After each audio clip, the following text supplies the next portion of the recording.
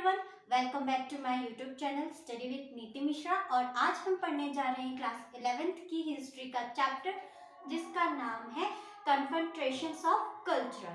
ठीक है, तो इस चैप्टर में हम ये जानेंगे कि यूरोपियन अमेरिका कैसे डिस्कवर किया या इंडिजीनियस लोगों के साथ क्या हुआ, कॉलोनाइजेशंस के इफेक्ट्स क्या थे और कैसे कल्चर के बीच कन्फ्रंटेशंस हुआ। ठीक है, तो इस वीडियो को प्लीज आप एंड तक जरूर देखिएगा। तो चलिए फिर शुरू करते हैं यूरोपियन की एक्सप्लोरेशन। ठीक है, अब देखिए 15th सेंचुरी के आसपास ना जो यूरोप के जो लोग हुआ करते थे ना, जो रूट्स है या जो भी उनकी लैंड्स थे ना, वो कैसे हुआ करते थे, क्या रीजन था ट्रेड एक्सपैंड करने का या गोल्ड और वेथ उनकी जो थी चाहिए थी, और क्रिश्चियनिटी भी क्या थी स्प्रेड करना। तो जो कि यूरोपियन में मतलब अगर हम उस वक्त के दौर पे देखेंगे तो मतलब ये सब चीज़ें थी मतलब कि ये पहले से मतलब 15th सेंचुरी में मतलब क्या थी और एडवांस हो चुकी थी। मतलब 15th सेंचुरी पहुंचते तक कि जो भी उन्होंने अपने रूट्स वगैरह को अपने तय किया कि कहाँ से वो ट्रांसपोर्टेशन करेंगे या वो अपने जो पावर है उसको कैसे सेपरेट करेंगे। अब हम बात करेंगे इम्पोर्टेंस ऑफ वियोजियास की। मतलब जो क्रिस्टोफर थे ना कोलंबियंस के, वो अमेरिकन ने उन्होंने रीच किया। ठीक है, जो वो थे क्रिस्टोफर थे ना, उन्होंने कहाँ पर रीच किया था, अमेरिकन पे। ठीक है, तो उन्होंने ये सोचा था कि ये इंडिया कि वो ना इंडिया पहुंच गए हैं, पर इसीलिए अमेरिका के लोगों को इंडियंस कहा भी जाने लगा। मतलब वहाँ पे एक ये पॉइंट हुआ ना कि उनको लगा कि वो इंडिया में पहुंच गए, पर क्या है कि वो इंडिया में नहीं पहुंचे थे, पर वहाँ के भी लोगों को क्या कहने लगे, वो लोग इंडियंस कहने लगे थे। तो अब हम बात करेंगे अमेरिकन बिफोर यूरोपियंस। मतलब कि पहले कैसा था अमेरिका का, जो यूरोप से पहले की बात है। तो ना इसमें सबसे पहले क्या थी, वहाँ मैंने अभी पहले ही बताया था कि जो वहाँ की जो सिविलाइजेशन थी ना, वो पहले ही क्या हो चुकी थी, एकदम एडवांस हो चुकी थी। ठीक है, अब आप कह सकते हैं कि वहाँ पे क्या था, इम्पोर्टेंस ऑफ सिविलाइजेशंस, जैसे हम बोल सकते हैं एज़ेकियस, जिसको मेक्सिको बोला जाता है, मयान, सेंट्रल अमेरिका और इनकेस मतलब पेरू। ठीक है, यहाँ पे क्या फीचर्स थी, मतलब उनकी जो थी, हमने पहली बात कर चुके थे कि वहाँ पे एग्रीकल्चर्स डेवलप हो चुके थे, सिटीज और टेम्पल्स डेवलप हो चुके थे, और वहाँ की जो स्ट्रॉन्ग पॉलिटिकल पावर सिस्टम, मतलब अमेरिका को हम बोल सकते हैं ना कि वो पहले बैकवर्ड नहीं थे। क्यों? क्योंकि वो चीज़ें पहले ही उन्होंने क्या कर ली थी, एडवांस कर ली थी। वो हर फील्ड में जितने भी उधर के फील्ड थे ना, वहाँ पे उन्होंने वो अपने आप को क्या कर रखा था, ग्रोथ कर रखा था कि उनकी पावर कैसे हो गई। मतलब वहाँ पे उन्होंने अपनी पावर्स को पहले से ही क्या था, बढ़ा रखा था और अपने पावर्स को डिस्ट्रीब्यूट कर दिया था। और फिर उन्होंने क्या किया था, कहाँ कहाँ उन्होंने डेवलपमेंट किया, मतलब एग्रीकल्चर में किया, वहाँ की फार्मिंग भी उन्होंने बहुत ही ज़्यादा अच्छी कर ली थी, सिटीज़ और टेम्पल्स में भी देखा जाए। मतलब वहाँ पे उन्होंने रोड्स बनाए हैं, बिल्डिंग्स बनाई हैं, और रहने के लिए एकदम अच्छे अच्छे उन्होंने घर बनाए। और टेम्पल्स में भी उन्होंने क्या ग्रोथ देखने को मिली कि टेम्पल्स की नई नई डिजाइनिंग हो रखी थी, पहले कैसे थी। और उसके बाद मतलब उसमें अगर देखा जाए तो ओवरऑल उन्होंने अपने आप को 15th सेंचुरी तक हर एक फील्ड में एकदम क्या बोल सकते हैं, अच्छे कर लिए थे। मतलब हम उसको बैकवर्ड भी नहीं बोल सकते। और अब हम बात करेंगे कॉन्क्यूस्ट ऑफ अमेरिका। मतलब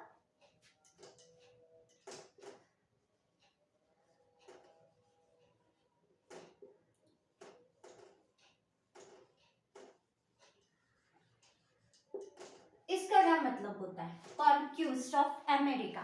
मतलब कि जो यूरोपियंस ने ना अमेरिका को कॉन्क्यूर किया था। कॉन्क्यूर मतलब, कॉन्क्यूर का मतलब होता है या कॉन्क्यूस्ट का मतलब होता है कि जीतना। उन्होंने अमेरिका को जीता था। कि जीता था मतलब हर जगह से, मतलब होता है ना कि कैसे जीता था, वॉर करके जीता था। हर उसने वहां पे क्या किया था, उधर अपने आप को कब्जा कर लिया था कि अब हम यहाँ पे क्या करेंगे, राज करेंगे, यहाँ पे हमारी ही चीजें होंगी। उनके मुताबिक वहाँ पे क्या होगी, पावर्स होगी और भी बहुत सी चीजें होंगी। जब एक कंट्री किसी कंट्री को जीत लेती, मतलब अब उसके अंडर मिलके क्या करना होगा, उसके अकॉर्डिंग उसको काम करना रहेगा, चाहे वो एग्रीकल्चर में हो, सिटीज में हो, या आप बोल सकते हो उनकी लैंग्वेज में बोले, या उनकी कास्ट में बोले, कल्चर में बोले, ट्रेडिशनल में बोले, हर चीज में उनका क्या पड़ा था, इम्पैक्ट पड़ा था। मतलब अब जब वो जीत लिए तो वो चीज उनके पास आएगी। अब उसके साथ साथ एक और चीज हुआ था वहां पे, जब उन्होंने वो चीज मतलब जीता, तो मतलब साथ साथ डिजीजेस भी होने उनके साथ आए, जैसे कि स्मॉल पॉक्स। ठीक है, ये बीमारियां ना लाखों लोगों को मार दिया था वहां पे। मतलब जैसे ये बीमारी शुरू हुई, स्मॉल पॉक्स धीरे धीरे क्या है ना कि लोगों को शुरू होने लगा। अब वहां पे क्या है कि इस बीमारी का इलाज नहीं था, तो अब जब बीमारी का इलाज नहीं था ना, तो लोग क्या थे ना वहां पे मरने लगे थे।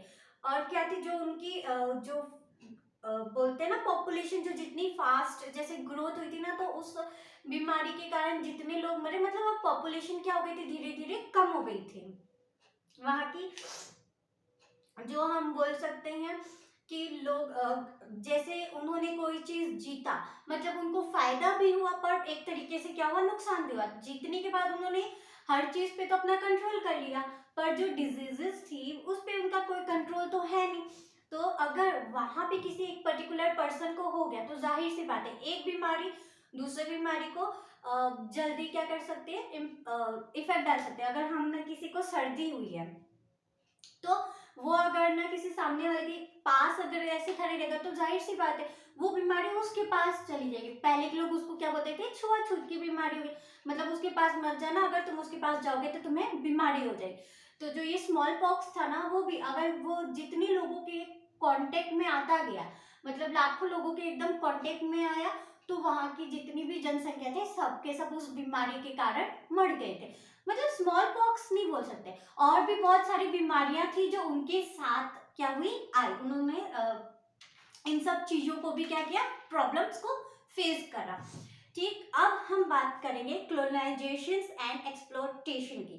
ठीक, अब ये क्या होता है, तो यूरोपियंस ने अमेरिका की एक कॉलोनीज, ठीक है, उसको स्टैब्लिश करी, एक जिसको हम बोलते हैं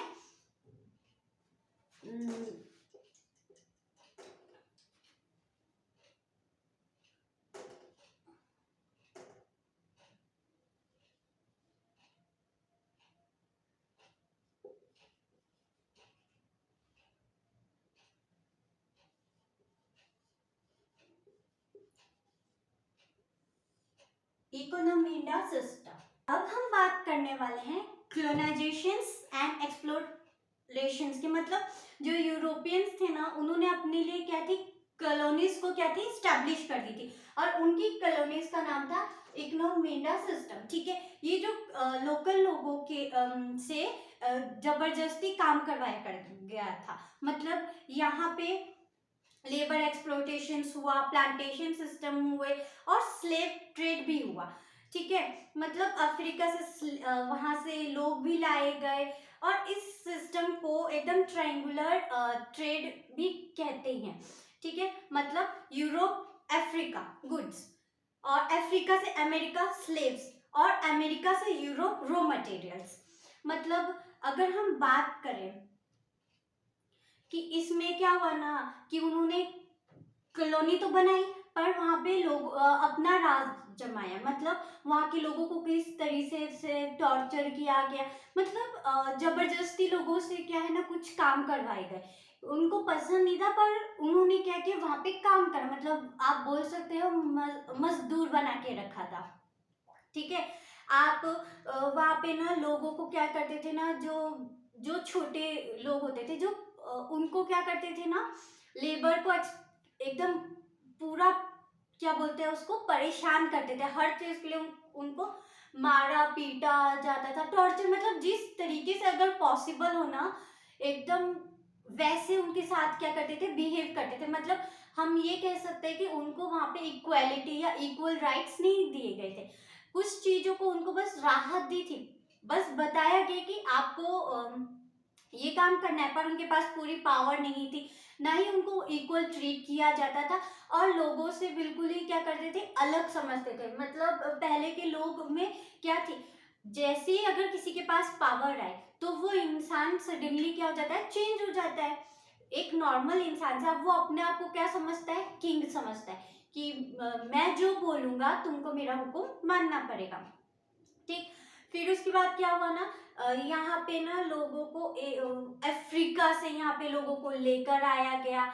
कुछ लोगों को मतलब बंदी बनाया गया, नहीं होते जैसे जगह जगह मजदूर को पकड़ पकड़ के हम, अभी अगर हम बोलेंगे कि कोई मिस्त्री ढूंढना है काम करने के लिए, तो हम जाके ढूंढते हैं ना कि कौन सी मिस्त्री है, कौन क्या काम करेगा। तो मतलब कहे तो अलग अलग ऐसे जगहों से जाके वो लोगों को लेकर आए। फिर उसके बाद क्या हुआ, इस सिस्टम का उन्होंने क्या नाम दे दिया, ट्रायंगुलर ट्रेड।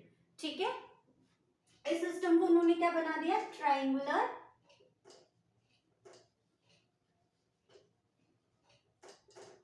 ट्रायंगुलर ट्रेड के नाम से पता चल रहा है तीन तरीके का ट्रेड हुआ, मतलब यूरोप और अफ्रीका। ठीक, अगर हम यूरोप और अफ्रीका को देखें तो यहाँ पे क्या आया था, गुड्स हुए थे।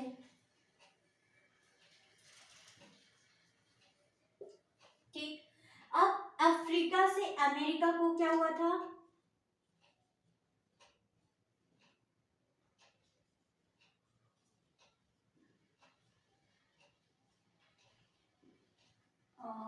स्लेव्स लाए गए।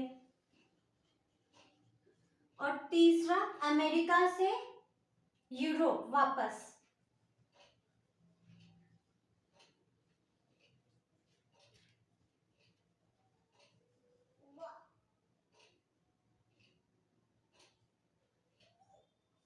Raw materials.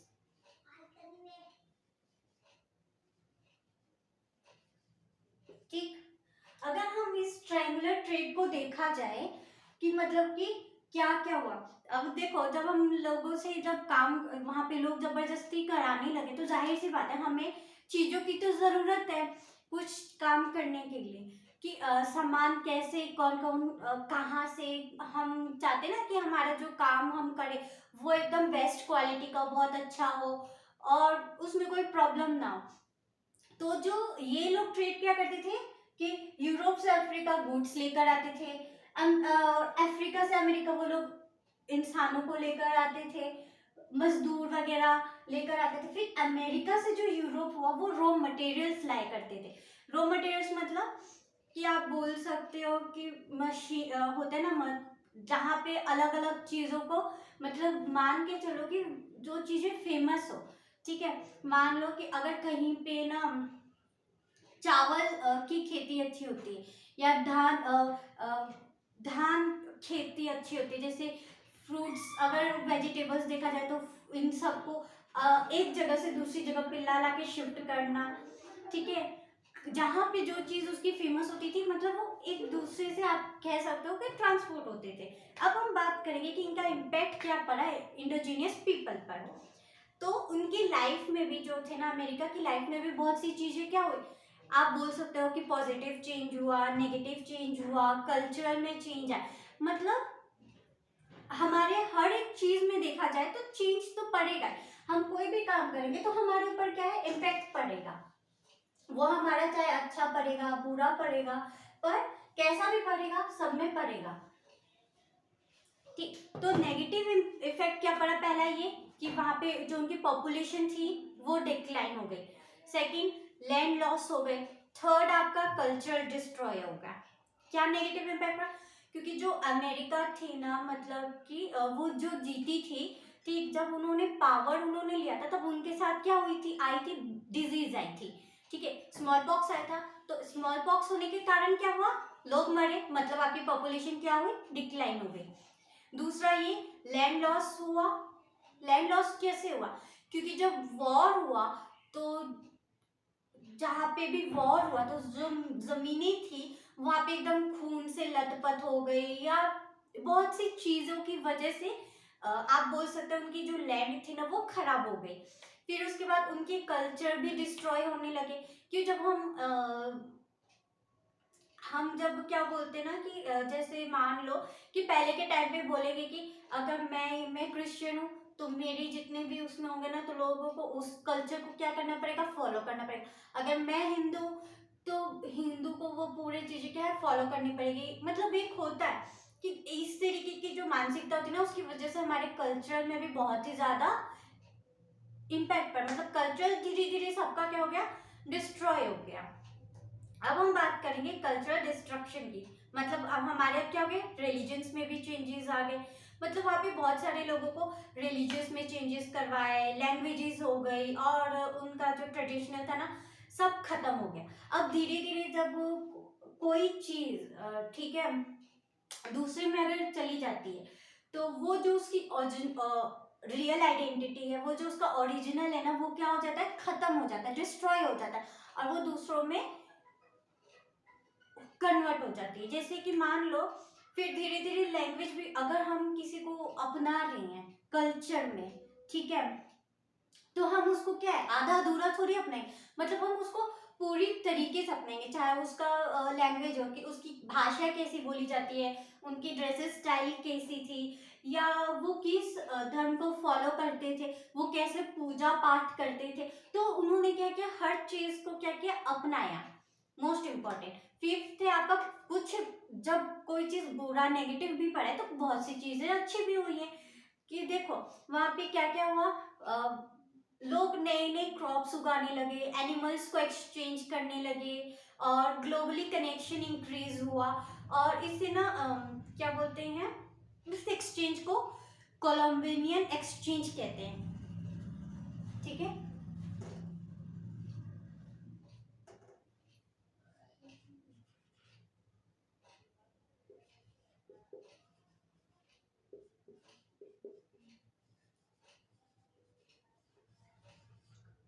इसको क्या बोलते हैं, इस एक्सचेंज को कोलम्बिनियन एक्सचेंज। मतलब यहाँ पे ना हम उन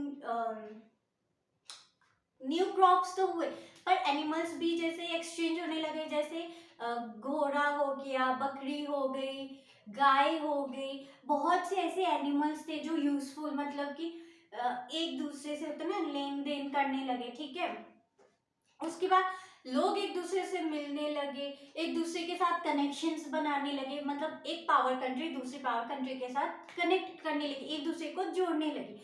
फिर वहां के भी कुछ चीजें उन्होंने मतलब सीखी, कि कैसे वो काम करते हैं, किस तरीके से उन्होंने अपने देश को बचा के रखा है, कैसे उन्होंने अपनी पावर्स को कंट्रोल में किया। मतलब आप ये बोल सकते हो कि ये सब चीजें भी उनके ऊपर इम्पैक्ट पड़े।